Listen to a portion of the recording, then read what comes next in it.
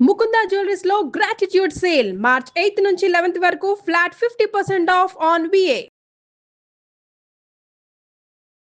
నమస్తే రమగారు. నమస్తే జయ. రమగారు, పౌర్ణమి మనము ప్రతి నెల వస్తూ ఉంటుంది, చేసుకుంటూ ఉంటాం. కానీ పర్వదినాల్లో వచ్చినప్పుడు దీనికి సంబంధించి ప్రత్యేకమైన విధానాలు ఏమన్నా పాటించాలా జనసామాన్యంగా అందరం కూడాను? పర్వదినాలు పౌర్ణమి నాడు వచ్చే పర్వదినాలు అంటే ఇప్పుడు మనకి రేపు హోలీ పండగ.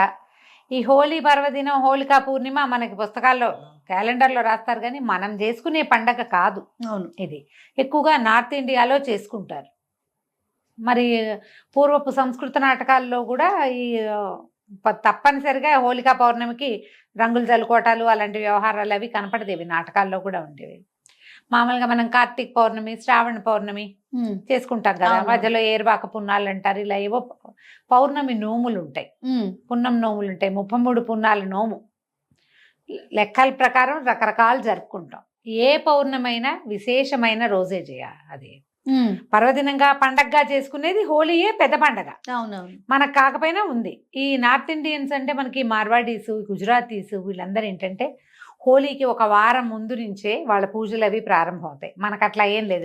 ఆ రోజులు రంగులు చల్లుకోవడం, సినిమాలు వాటి చూసి మనకి సినిమాల్లో ఒక ఈవెంట్గా కనపడుతుంది కాబట్టి మనం ఒక ఈవెంట్గా చేసుకుంటున్నాం. మనం అసలు నిజంగా దాని విధి విధానాలు తెలియవు మనకి. పూజా విధానమే తెలియదు కదరమ్మగారు, తెలియదు మనకి. ఊరికే రంగులు చల్లుకోవటమే తెలుసు. వాళ్ళు దాన్ని పూజగా కూడా జరుపుకుంటారు. ఓ వారం ముందు నుంచే దేవాలయ దర్శనాలకు వెళ్తారు. పెళ్లి పనులు అవి ఉంటే చెయ్యరుట. వారం ముందు నుంచి కీడు ఆ రోజుతోటి అది విడుస్తుందంటారు వాళ్ళ పద్ధతులు. మనకు అవేం తెలియవు. మేము కూడా ఈ మధ్య తెలుసుకున్నాను. నేను కొత్త కొత్త బంధువుల రాకల వల్ల తెలుస్తున్నాయి, కానీ లేకపోతే మనకు అసలు తెలియనే తెలియదు. ఏ పౌర్ణమైనా మనకి పర్వదినమే. పౌర్ణమి నాడు మనకి ఎట్లా అంటే ఇప్పుడు మామూలుగా మనం చాంద్రమానం కదా, మన కథ అంతా చాంద్రమానంలోనే మనం అన్ని పర్వదినాలు పండుగలు చేసుకుంటాం. మనం ఒక సౌరమానపు పండగ ఏమిటి మంది, మకర సంక్రమణం ఒక్కటే, అంతే. మిగిలినవన్నీ చంద్రుడితోటే మన పండగలన్నీ ఉంటాయి. శ్రీరామనవమను, కృష్ణాష్టమను, వినాయక చవితను కదా, బలిపాడ్యమి దగ్గర నుంచి బాయి దూజను అది కూడా చేస్తాం కదా, భగినీ హస్త భోజనం, అవునండి కదా, యమ ద్వితీయ, ఇవి చూడు అన్ని తిథుల ప్రకారమే ఉంటాయి. అయితే ప్రతి తిథులకి ప్రతి నెలలోనూ మొదటి ఎండలో వచ్చేది పౌర్ణమి. ఈ పౌర్ణమి నాడు చంద్రుడు పూర్ణ కళలతోటి కనపడతాడు. చంద్రుడు మనఃకారకుడు అని చెప్తారు. మానసికమైన సమస్యలకి సమాధానంగా ఉంటాడు. మనకి పౌర్ణమి నాడు ఈ మన సముద్రంలో అలలు పెరుగుతాయి అని చెప్తారు, ఆటుపోట్లు పెరుగుతారు. అమావాస్యకి పున్నానికి వీడికి తెక్కొస్తుందండి అంటారు, ఎవరికైనా మనసు బాగుండని వాళ్ళకి. అలాంటి వాళ్ళకి కూడా ఈ పౌర్ణమి తిథి విశేషంగా పనిచేస్తుంది. ఎవరైనా కూడా పౌర్ణమి నాడు లక్ష్మీనారాయణులను పూజించటం మంచిది, లలితాదేవిని పూజించటం మరీ మంచిది. యుక్త వయసులో ఉన్న ఆడపిల్లలు, వివాహం కాని వాళ్ళు కానీ, సంతానం కలగని వాళ్ళు కానీ, ఏవైనా గ్రహదోషాలు లాంటి వాటితోటి బాధపడేవాళ్ళు కానీ, మానసికమైన అనారోగ్యంతో ఉన్నవాళ్ళు కానీ పౌర్ణమి నాడు పగలు ఉపవాసం ఉండి సాయంకాలం విష్ణు పూజ కానీ, లక్ష్మీ పూజ కానీ, లలితా పూజ కానీ ఏదైనా ఒకటి చేసుకుంటే ఈ సమస్యల్లోంచి బయటపడచ్చు. ఎవరైనా చేసుకోవచ్చు. దీనికి మడి అవి ఇవి ఏమిటేమిటో ఆలోచించద్దు. మీ ఇళ్లలో ఎలాంటి పూజా విధానాలు ఉంటే వాటిని అనుసరించండి. ఏదైనా పూజ చేసుకోవాలంటే మీరేం అనుసరిస్తారు, అదే అనుసరం. దీనికి మనం ప్రత్యేకంగా చేసేది ఏంటంటే పూర్ణబింబం వచ్చేస్తుంది. సాయంకాలం 6 అయ్యేసరికల్లా వచ్చేస్తాడు చంద్రుడు. ఆ బింబాన్ని చూసి నమస్కారం చేసుకోవాలి. మనం లలితా సహస్రనామాన్ని చదవాలంటే ఆ వెన్నెల పడే చోట కనుక కూర్చుని ఆ పూర్ణబింబంలో లక్ష్మీదేవినో, లక్ష్మీనారాయణులనో, లలితాదేవినో భావించి పూజించుకోవటం. ఓకే, మనకి ప్రతిమ కావాలి కాబట్టి ఇంట్లో ఏదో ప్రతిమ విశేషాలు ఉంటాయి కదా, అక్కడ పూజ చేసుకోవటం.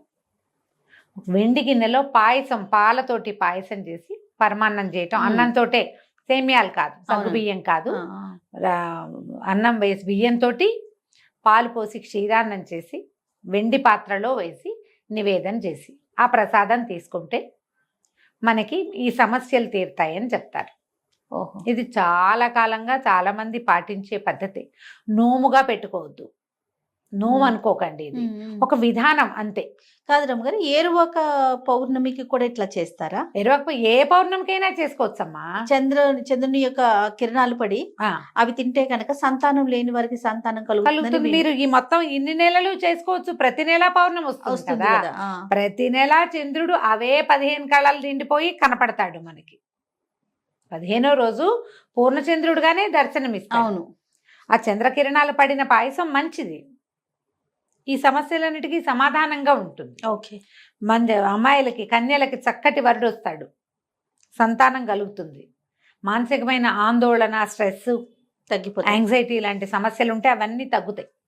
ఏమైనా గ్రహ బాధలు ఉంటాయి, చాలా మందికి ఉంటాయి కదా జాతకం ప్రకారం, వాళ్ళు ఎవరైనా ఇది చేసుకోవచ్చు.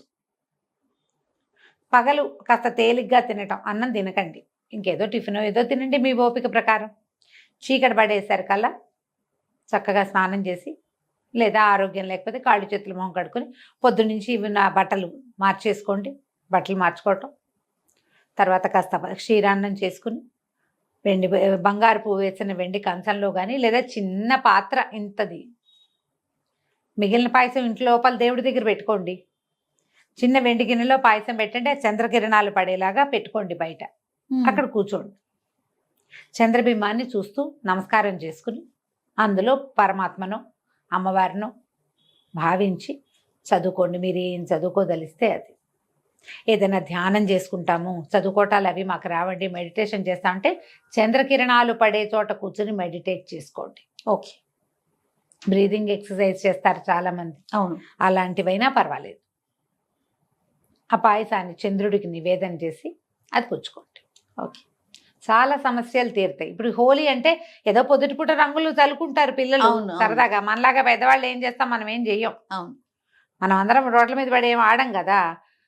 ఆ రోజున ఇది అద్భుతమైన రోజు కాబట్టి మనం ఇది చేసుకోవచ్చు, విధానం చేయొచ్చు కదా. తప్పకుండా ప్రతి పౌర్ణమికి చేసుకోవచ్చు.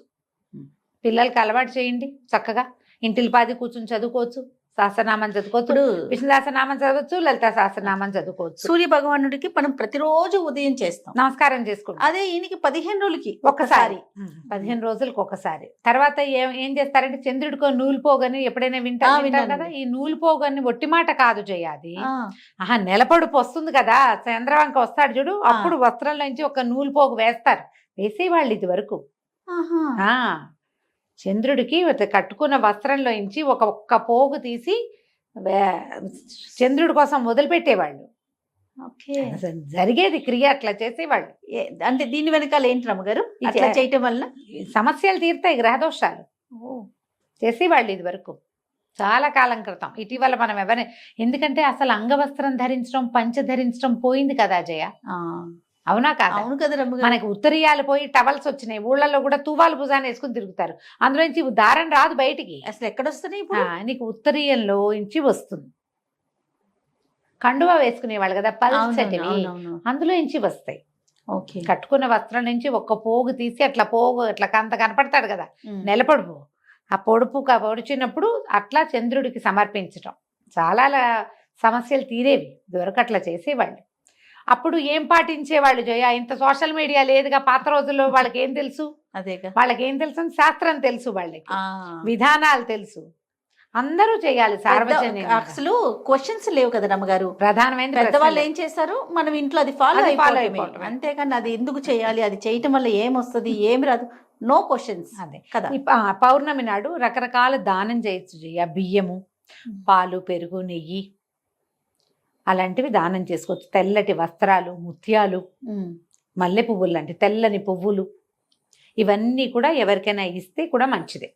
ఓకే. పౌర్ణమి నాడు పగలిచ్చుకోవచ్చు, ఎవరికైనా దానం చేసుకోవచ్చు, దానం చేసినా మంచిదే, ఇలా మనం పూజ చేసుకున్నా మంచిదే. మీ అవకాశాన్ని బట్టి చేసుకోండి. తప్పకుండా. నమస్తే. నమస్తే జయ.